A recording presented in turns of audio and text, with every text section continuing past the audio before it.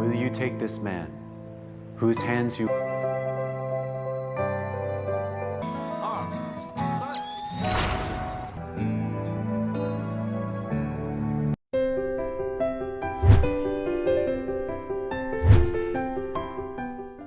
Sebelum lanjut untuk mengingatkan kembali, akhirnya setelah selama 6 bulan ditinggal Wei Yi, Momo memutuskan pergi menyusul Wei Yi ke Jerman. Ketika sudah sekian lama tidak bertemu dengan Momo, rasa bahagia bercampur rasa rindu yang Wei Yi rasakan.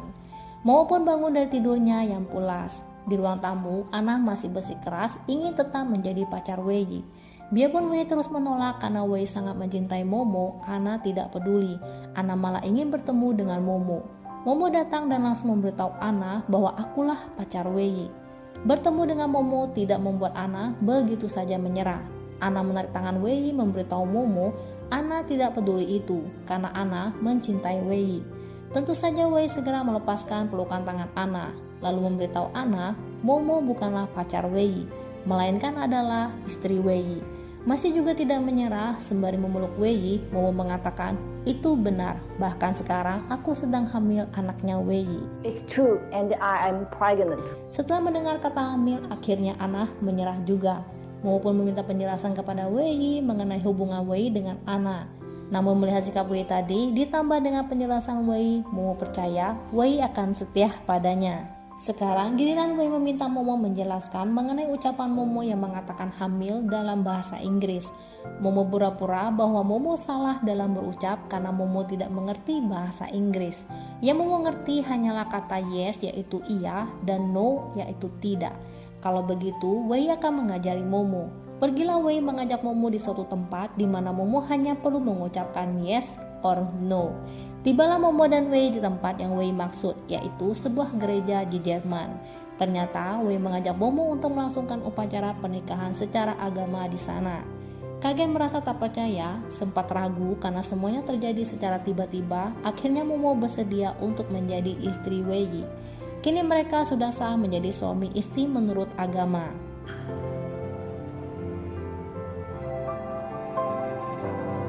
Di kantor, Fufu yang baru datang bergegas mengabari Wang San mengenai kabar gembira.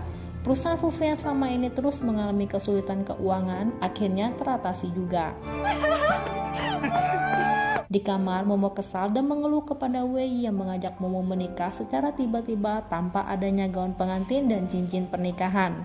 Namun Wei Yi berpura-pura tidur tidak mau mendengar keluhan Momo. Berpura-pura tidur, inilah yang dilakukan Momo. Atas apa yang dilakukan Momo itu, Wei Yi mendorong Momo dan terjadilah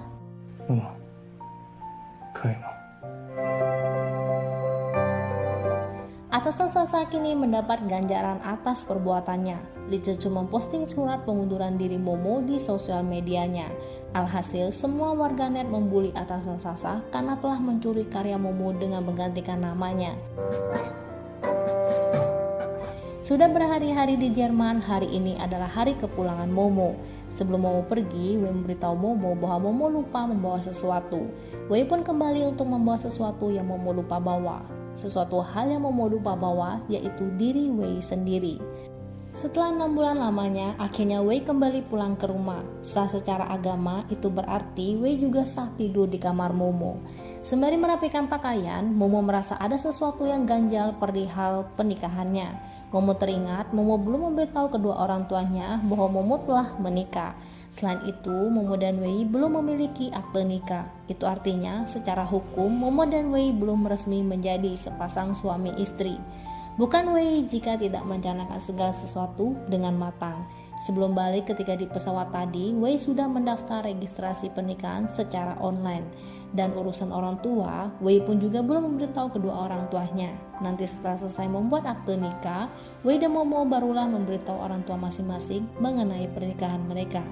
Selesai akte nikah didapat, saatnya memberitahu ibu Momo. Ibu Momo sangat senang dan memberkati pernikahan Momo dan Wei Yi. Sekarang giliran orang tua Wei Yi. Ayah Wei turut bahagia dan merestui pernikahan Momo dan Wei Yi. Begitupun juga ibu Wei Yi. Di kamar, Momo uring-uringan gelisah mencari pekerjaan. Wei yang mengetahui itu meminta Momo untuk beristirahat kerja terlebih dahulu.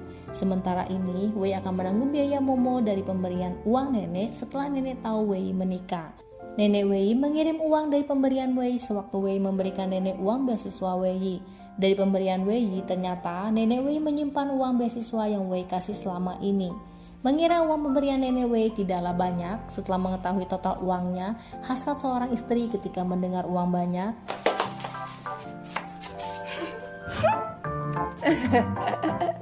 Namun tidak mau berharap uang dari Wei, Momo tetap berusaha mencari kerja. Wei merasakan perbedaan setelah mempunyai istri. Sebelum berangkat, Momo membawakan sarapan untuk Wei. Tak lupa juga sebab kecupan manis dan ucapan pulanglah lebih awal. Sekembalinya dari urusan masing-masing, Ibu Wei meninggalkan sebuah pesan bahwa ayah dan Ibu Wei telah pulang. Melihat Momo dan Wei rukun membuat ayah dan Ibu Wei tenang. Selain pesan, Ibu Wei juga meninggalkan sepanci udang untuk Momo dan Wei makan. Wei yang sebelumnya telanjur bilang bahwa Wei alergi udang, hanya bisa pasrah melihat Momo memakan udangnya. Momo sebenarnya sudah tahu dari Ibu Wei bahwa Wei tidaklah alergi terhadap udang. Dari sinilah didapati fakta lagi. Ketika acara di pantai, di saat itu ternyata Wei sudah duluan menyukai Momo. 所以你在海边的时候 Malam ini adalah malam paling membahagiakan bagi Wang San. Di malam ini, Fu Fei berlutut di hadapan Wang San sembari menyodorkan sebuah cincin belian sebagai tanda keseriusan Fu Fei untuk menikahi Wang San. 你刚才说什么？我说可以。